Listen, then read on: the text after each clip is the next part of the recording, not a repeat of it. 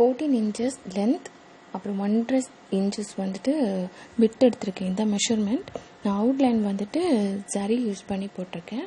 அப்புறம் sugar beads use பண்ணி ஒரு லேயர் வந்து அவுட்லைன் கொடுத்துருக்கேன். நீங்கள் எந்த கிளாத் வேணால் யூஸ் பண்ணலாம்.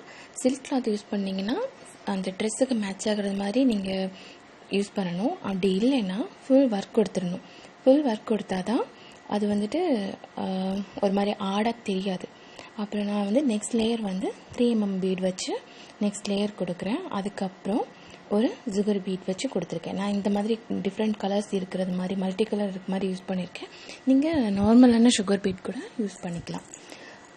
அப்புறம் நான் குந்தன் ஸ்டோன் வந்துட்டு பேஸ்ட் பண்ணி அதில் ஜர்தோசி ஒர்க் பண்ணுறதுக்காக குந்தன் ஸ்டோன்ஸ் வந்து பேஸ்ட் பண்ணியிருக்கேன். 2 கலர்ஸ் எடுத்திருக்கேன், ரெட்டு அப்புறம் வந்துட்டு க்ரீனு. அல்டர்னேட்டிவாக பேஸ்ட் பண்ணியிருக்கேன். அப்புறம் அதுக்கு மேலே ஜர்தோசி ஒர்க் பண்ணியிருக்கேன். ஸ்கொயர் ஷேப்பில் இருக்கிற ஸ்டோன் வந்து நான் இடையில ஒட்டியிருக்கேன். அப்புறம் லாஸ்ட்டில் லாஸ்ட்லேயும் வந்துட்டு ட்ரையாங்கிள் ஷேப்பில் ஸ்டோன் ஒட்டியிருக்கேன். ரெண்டுக்குமே அவுட்லைன் கொடுத்துருக்கேன்.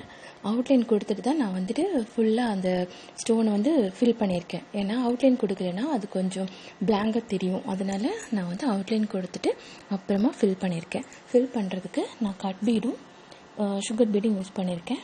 அப்புறம் ஹேங்கிங் கொடுத்துருக்கேன். ஹேங்கிங் வந்து ஒரு அந்த கோதுமை பீடு சொல்லுவாங்களே அதுவும் கொடுத்து ஒரு சுகர் பீடும் கொடுத்து ஃபில் பண்ணியிருக்கேன்.